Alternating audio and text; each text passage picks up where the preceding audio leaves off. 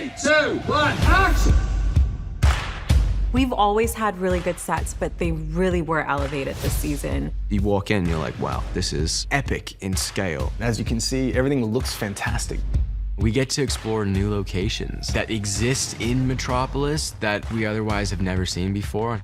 What I love about this season is how we dive into horror. We have blood, knives, a lot of the horror imagery that we hadn't been able to use before, that we used in season 1 with Raven, but we haven't been able to go back to it. And that has been a lot of fun on a technical level and exciting on a storytelling level.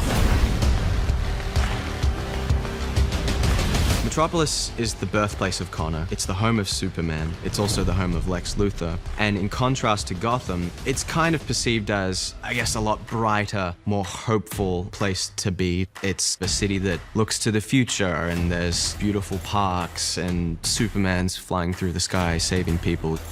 We really believed that coming out of season 3, which was emerging from the darkness of Gotham, that the Titans needed to move towards light. And in the DC world, Metropolis is light. There's a long history of Toronto being kind of the visual model for Metropolis in the books.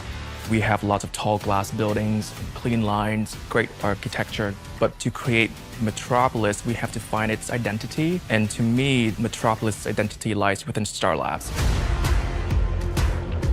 Scientific, technological, advanced research laboratories. Built by Garrison Slate in 1971. That was my first line that I learned about 30 times. There's a lot of it. Star Labs is like the tech center of the DC universe. It's the most super secret, coolest Apple lab you wish you could see that you've never been to.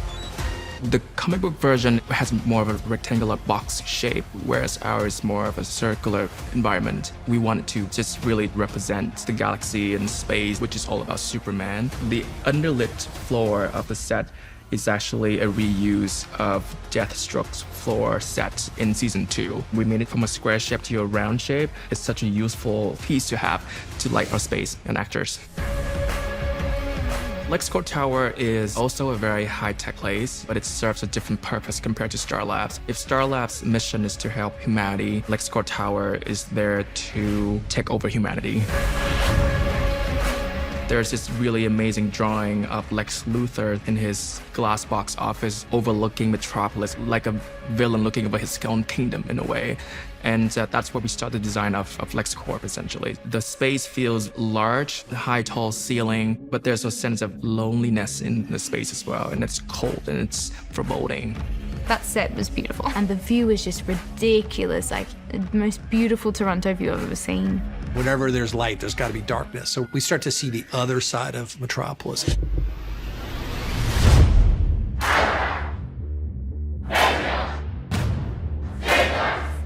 Welcome. This is the Temple of Azarath. The Temple of Azarath was definitely the coolest set we've had this season, maybe in the entire history of the show. The feeling you get when you walk in is palpable. It's a hellish place to be in. The Temple of Azarath has this hole in the center of its stage that just looks like a cauldron of hell. Like it's where Brother Blood goes into and comes out dripping. The Temple of Azarath lies in the underbelly of Metropolis. In the comic book version, it's not evil at all because it is Raven's birthplace. But in ours, this temple has been corrupted by trigonic magic. In the DC comic books, Azarath has these beautiful golden raven sculptures in the temple because our version of the Temple of Azarath is a lot darker. So why don't we take those ravens and turn them into something a bit more demonic? The temple is actually a refurbish of the Batcave from season 3. And we used the exact same rock wall and we changed the color.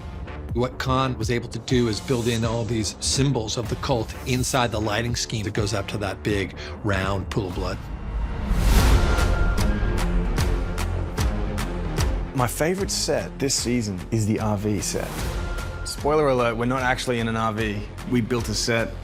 There's a lot of opportunities for travel and for us to appear like we're on the road, but we're really in the studio. It's so fun to be able to explore these imaginary cities that fans know so well. This season in particular, I like the look of a bit more because it's not as just dumpster fiery. It's refined fire. It's beautiful trigonic fire.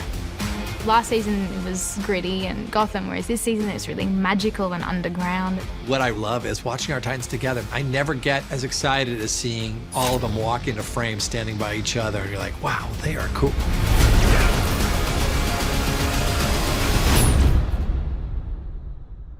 I'm gonna go for a bath.